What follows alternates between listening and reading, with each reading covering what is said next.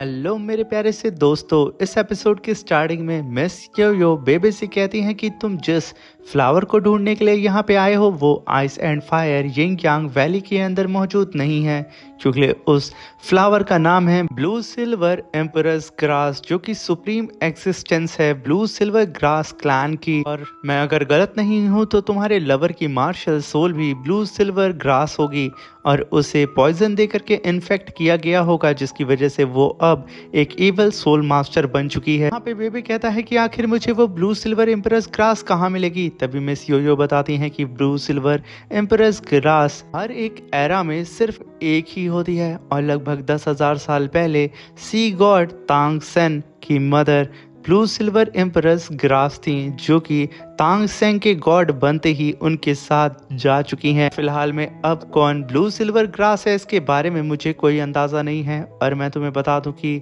Blue silver grass तुम्हारी lover के लिए बहुत ज़रूरी है। ये कहने के साथ मिस योयो अपनी स्पिरिचुअल पावर से वहाँ पे एक पिल को कंडेंस करती हैं और उसे बेबी को देने से पहले कहती हैं कि ये पिल किसी भी पॉइजन को ख़त्म कर सकती है, मगर अगर तुम्हें अपनी लवर की ब्लड लाइन को बचाना है तो तुम्हें ब्लू सिल्वर एम्परस ग्रास की ज़रूरत पड़ेगी। ये कहने के साथ वो उस पिल को बेबे को देते हुए कहती हैं, पॉइजन देने की वजह से तुम्हारी लवर की मार्शल सोल बहुत वीक हो चुकी होगी, इसलिए अगर तुम उसे इस पिल से क्योर करना तो उसकी मार्शल सोल को भी क्योर करने के लिए तुम्हें ब्लू सिल्वर एम्परस ग्रास की ज़रूरत होगी। ये दोनों ही एक साथ इस्तेमाल करना। बेबे कहता है कि सीनियर, अब मैं यहाँ से जा रहा हूँ, अगर फ्यूचर में मुझे कोई भी दिक्कत होती है तो मैं वापस से इस ice and fire Ying Yang valley में वापस आऊँगा और अपने सवाल के जवाब आपसे लूँगा। जिसे सुनकर के मिस योयो कहती हैं, मैं तुम्हारा इंतज़ार करूँगी। ये कह करके वो दोनों जाने लगते हैं, मगर तभी उन दोनों को आवाज़ आती है आइस ग्रास की, जो कि यू हाउ से कहता है कि प्लीज़ रुक जाओ। तभी यू हाउ पलटता है और वो अपने सामने मिस्टीरियस आइस ग्रास को देखता है। तभी आइस ग्रास कहता है कि यू हाउ प्लीज़ मुझे अपने साथ ले चलो, मैं स्नोगल की तरह तुम्हारा सोल स्पिरिट बनना चाहता हूँ, क्योंकि जब फर्स्ट टाइम मैंने तुम्हें इस आइस एंड फायर वैली के अंदर देखा था, जब तुमने यहाँ पे आइस एंड फायर लिक्विड को बिना ही सोचे समझे अपने लवर के लिए पी लिया था, तभी मैंने इरादा बना लिया था कि मैं सिर्फ तुम्हारे साथ जाऊँगा, क्योंकि बचपन से लेकर के आज तक मेरा एक ही ख्वाब था, इस वैली से बाहर निकल करके बाहर की दुनिया को देखना और ख़ास तौर से गॉड रैलम को अचीव करके इस आसमान में रहे रहे बादल के पार की दुनिया को भी देखना है अपनी आंखों से। ये सुन करके युवा वहाँ पे अपनी सोल स्पिरिट फॉर्मेशन को एक्टिवेट कर देता है और वहाँ पे चैंटिंग करते हुए आइस ग्रास से कहता है कि मैं वादा करता हूँ कि मैं तुम्हें फ्यूचर में तुम्हारे इस फैसले की वजह से तुम्हें कभी भी निराश नहीं होने दूंगा। मैं वादा करता हूँ कि मैं अपनी पूरी जी जान लगा करके गॉड रैलम को अचीव करने की पूरी कोशिश करूँगा। अभी हम वहाँ देखते हैं कि आइस ग्रास, जो कि फ्लावर फॉर्म में थी, वो धीरे धीरे करके बॉडी उसकी रीशेप लेने लगती है, जहाँ पे आइस ग्रास कहता है कि क्या सोल स्पिरिट बनना इतना ज़्यादा अमेजिंग है, मुझे काफ़ी मज़ा आ रहा है। तभी हम देखते हैं कि यू हाउ ने यहाँ पे पूरी ही तरीके से आइस ग्रास को ट्रांसफॉर्म कर दिया था एक ह्यूमन में, और आइस ग्रास भी एक ह्यूमन ही बनना चाह रहा होता है। तभी बेबे यू हाउ को देख करके कहता है कि फाइनली मेरे ब्रदर के पास अब 200,000 ईयर सोल रिंग्स आ चुकी है और साथ में उसके पास 100,000 ईयर की सोल बोन भी आ चुकी है, जो कि उसके राइट लेग में फ्यूज हो चुकी है।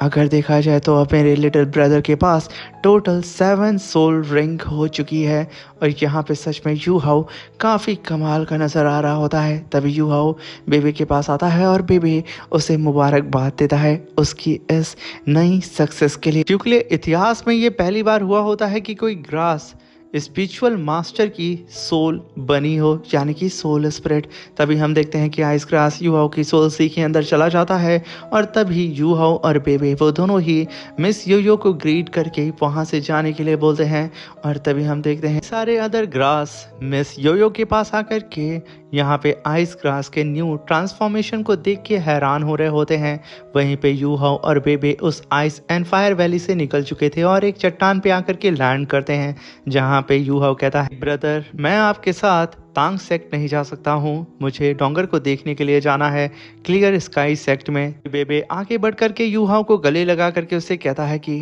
तुम परेशान ना हो, तुम जा सकते हो। तभी यू हाओ थैंक यू बोलता है। तभी बेबे कहता है कि हम भाइयों के बीच में थैंक्स बोलने की बिल्कुल भी ज़रूरत नहीं है। यू हाओ तुम तांग सेक्ट को लेकर के कुछ भी परेशान मत होना। आगे चल के अगर रास्ते में तुम्हें थोड़ी सी भी ज़रूरत अगर तांग सेक्ट की पड़ती है तो तुम एक चीज़ को हमेशा याद रखना, तुम्हारी सबसे ज़्यादा स्ट्रॉन्गेस्ट सपोर्ट तांग सेक्ट है। बस एक लेटर भेजना, हम सब हाजिर हो जाएंगे तुम्हारी मदद करने के लिए। तभी हम देखते हैं कि वो दोनों के दोनों उड़ते हुए अपने अपने डायरेक्शन की ओर रवाना हो जाते हैं, जहाँ पे यू हाओ क्लियर स्काई सेक्ट की तरफ जाता हुआ कहता है कि डोंगर मैं आ रहा हूँ। तभी सीन शिफ्ट होता है और हमें क्लियर स्काई सेक्ट को दिखाया जाता है। जैसे ही यू हाओ उसके अंदर एंटर करता है, कई सारे डिसेबल्स यू हाओ के सामने आकर के उससे सीधा ही कहते हैं कि प्लीज़ रुक जाइए, आप क्लियर स्काई सेक्ट के अंदर नहीं आ सकते हैं। जिसे सुनकर के यू हाओ कहता है कि मैं सिर्फ यहाँ पे डोंगर से मिलने के लिए आया हूँ, मेरा कोई गलत इरादा नहीं है।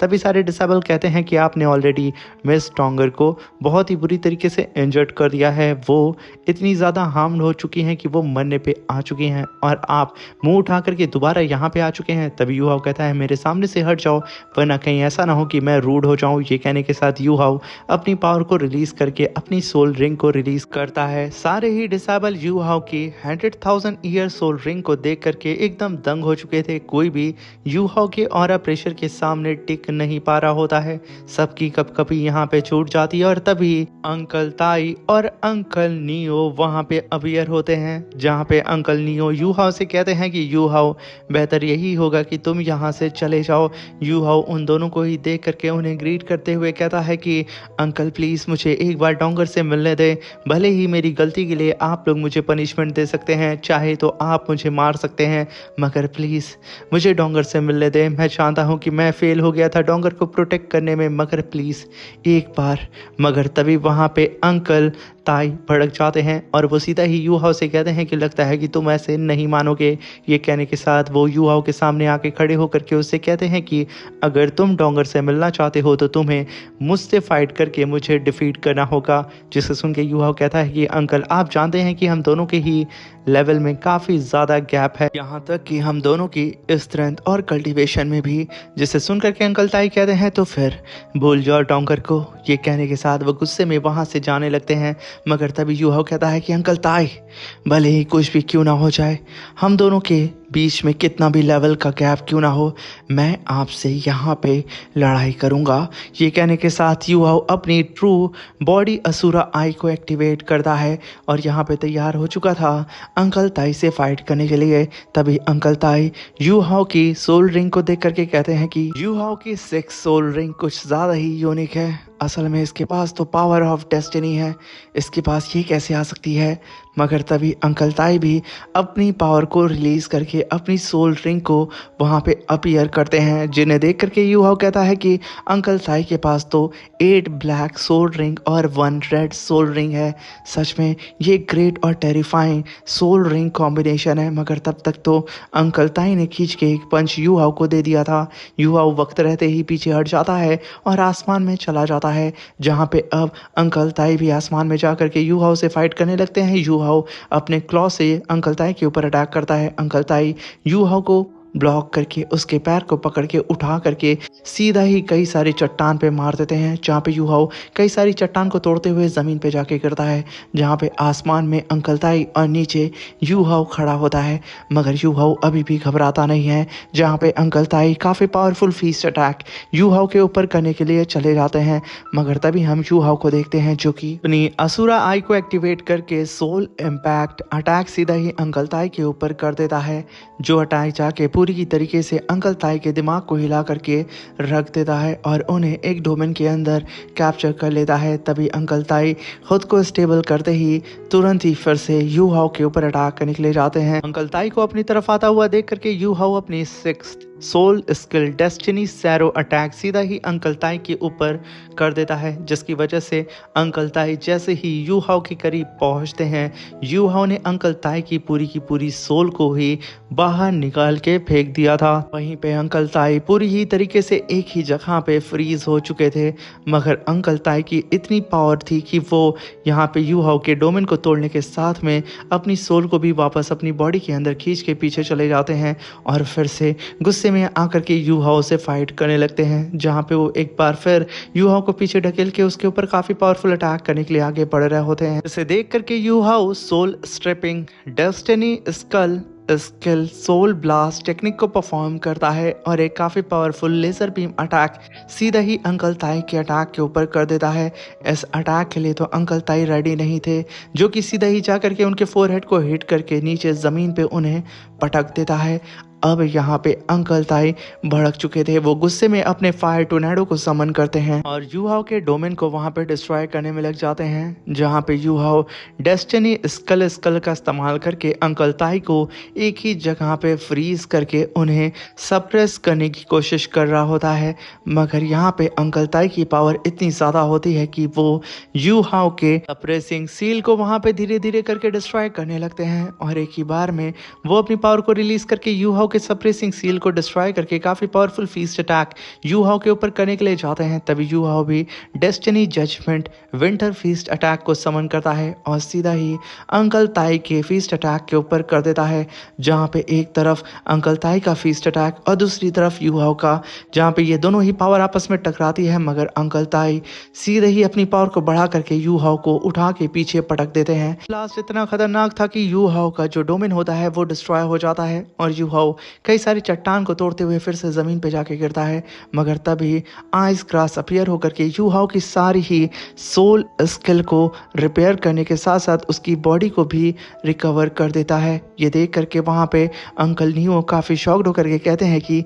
ये तो इमॉर्टल हर्ब है, मिस्टीरियस आइस ग्रास, आखिर कब यू हाओ ने इसे अपना सोल स्प्रेड बना लिया। तभी यू हाओ वहाँ पे एम्परस सॉर्ड और अपनी विंटर स्वॉर्ड को समन करता है और डबल स्लैश अटैक सीधे ही वहाँ पे उसने अंकल ताई के ऊपर स्लैश अटैक कर दिया था। मगर अंकल ताई अपने हाथ से ही उस अटैक को डिस्ट्रॉय कर देते हैं और तुरंत ही अपनी 7 सोल स्किल का इस्तेमाल करके अपनी ट्रू बॉडी को समन कर लेते हैं, यानी कि अपनी गोरिल्ला बॉडी को। ये देख करके यू हाओ तुरंत ही अपनी जायंट स्वॉर्ड से उनके ऊपर आसमान से फिर से एक बार और अटैक कर देता है, जिस अटैक को अपनी तरफ आता हुआ देख करके अंकल ताई अपने ट्रू फॉर्म में आकर के अपने दोनों ही हाथ से यू हाओ की जायंट स्वॉर्ड को पकड़ लेते हैं और अपनी पावर को रिलीज करके यू हाओ की स्वॉर्ड को जला करके राख कर देते हैं और सीधा ही एक ब्लास्ट के साथ यू हाओ फिर से कई सारी चट्टान को तोड़ते हुए पीछे की तरफ गिर जाता है। मगर तभी स्नो एम्परेस अंकल ताई के सामने आकर के बेरियर पाम को समन कर लेती है और सीधा ही उससे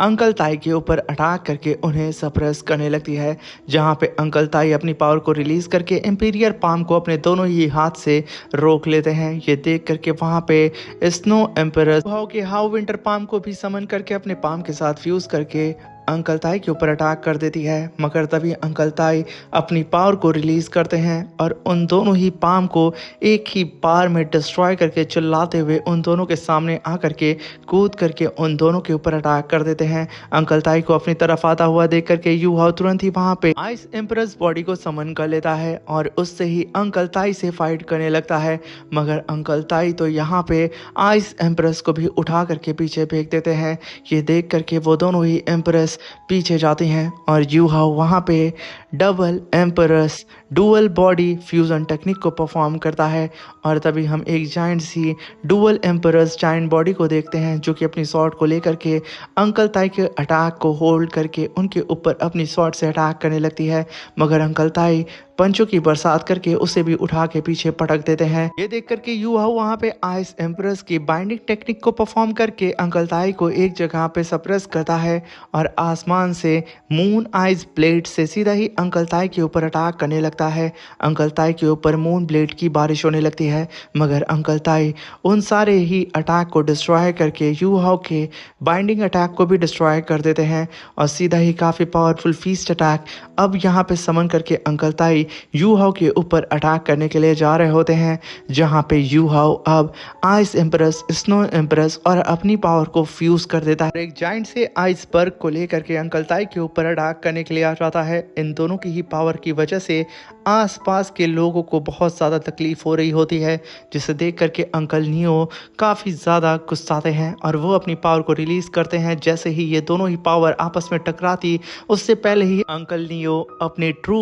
बॉडी को समन टर्न करके ड्रैगन फॉर्म में आकर के टाइम एंड स्पेस को वहीं पे फ्रीज कर देते हैं और उन दोनों ही पावरफुल अटैक को अपने दोनों ही हाथ से पकड़ लेते हैं और अंकल नियो उन दोनों ही अटैक को डिस्ट्रॉय करके उसकी डिस्ट्रक्शन की पावर को खुद में एब्जॉर्ब कर लेते हैं और तुरंत ही वहाँ पे अंकल ताई को डांटने लगते हैं। तभी अंकल ताई भी वहाँ पे शांति से खड़े हो जाते हैं और कुछ भी नहीं बोलते हैं। तभी अंकल नियो अंकल ताई और यूहाओ को लेकर के नीचे आते हुए यूहाओ से कहते हैं कि मैंने अभी तुम्हारे अटैक के अंदर डोंगर के शैडो को भी महसूस किया है। तभी यूहाओ कहता है कि अंकल, जब मैं यहाँ से डोंगर को छोड़ के गया था तो मैं उसको और भी ज़्यादा पावरफुल बनाने में मशरूफ हो चुका था, क्योंकि मुझे गिल्ट था कि मैं डोंगर को बचा नहीं सका और मैंने अपनी लव फीलिंग का इस्तेमाल करके 1 फीस्ट 1 स्वॉर्ड और 1 पाम अटैक को जनरेट किया, जिसके अंदर डोंगर की शैडो आपको महसूस हो रही थी, जिसे मैंने हाउ विंटर टिनिटी अटैक कहा था। और पहली बार ऐसा था कि मैं स्नो गर्ल के साथ अपनी